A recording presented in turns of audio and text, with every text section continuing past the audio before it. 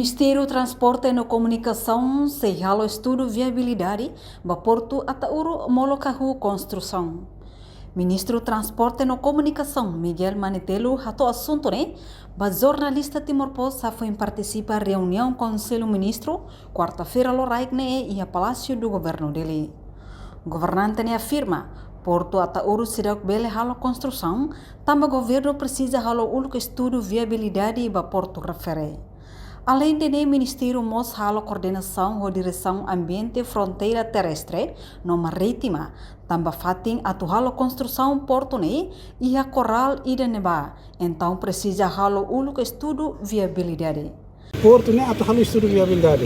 Estudo viabilidade dia viável kalau halo ya porto agora atuan. Também neba coral. Memang kami halo koordinasi mau kabinet tasika. Primeiro-ministro fokusnya. Tambah coral dia neba. Memang kita halo estudo viabilidade itu bel halo neba kalau kamu udah bahan pak. Estudo viabilidade itu saya halutan desain itu tem foi hal construção. Sem fazem sei naro.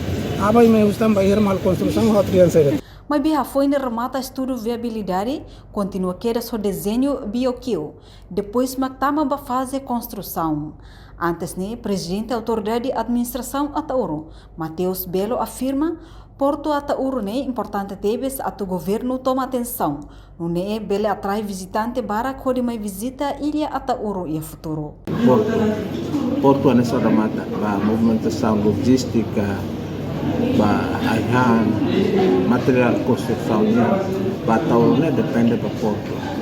Jadi movimento raw tamasana importante para pada zero sermai Atauro bara para bele jekta osan ya Atauro osan bele circula bara ya produto comunidades ne Atauro bela ya ne depende do Porto ne corre kami intervenção né ya visita social serviço né atau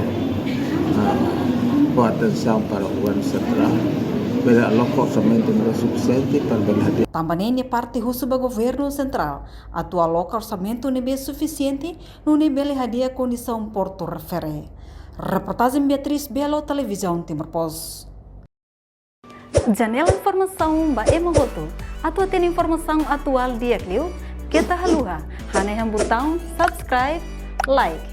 Halo comentário no fahe tutang ba media sosial hoto.